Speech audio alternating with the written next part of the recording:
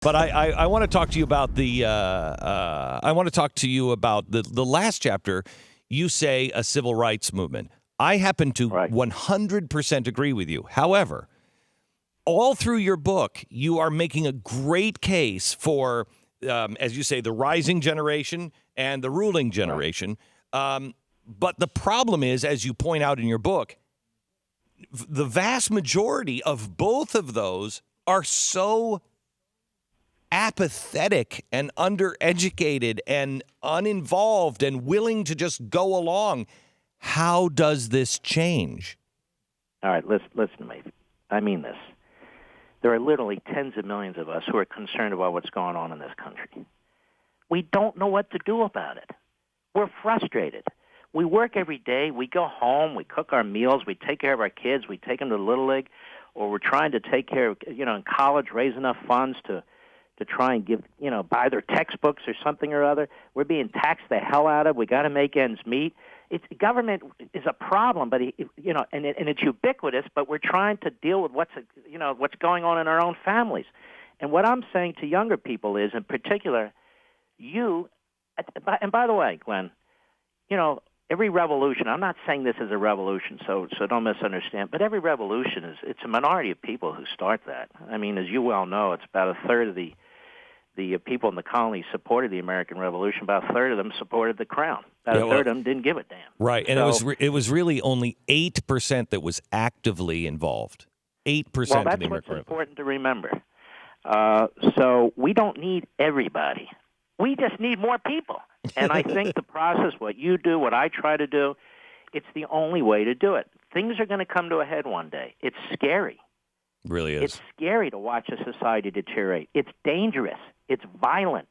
They're going to come to a head one day, not because of anything you or I say or do, but because of just this rote, massive government devouring and consuming everything in its way, whether it's the culture, whether it's the economy, whatever it is.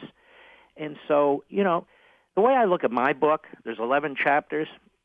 Back in the pre-revolutionary period, they used to communicate by pamphlets and sitting down at the table in the restaurant or talking to neighbors. I view each chapter as a pamphlet. I mean, they come together into a book. And then I say at the end, like I said in the Liberty Amendments, what I think we need to do from a governmental perspective, but from a, hey, let's wake up America perspective. I am sick and tired of Al Sharpton telling me what a civil right is. I am sick and tired of the left. Every one of their agenda item is camouflaged as a civil right. Global warming is now a civil right. Income equality is a civil right. No, it's not.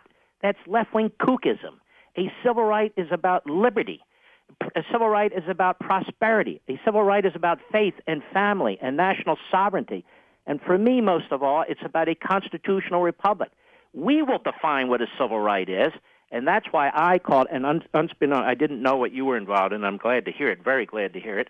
I'm saying this needs to be a real and a vibrant civil rights movement, starting with a handful of people and hopefully moving along.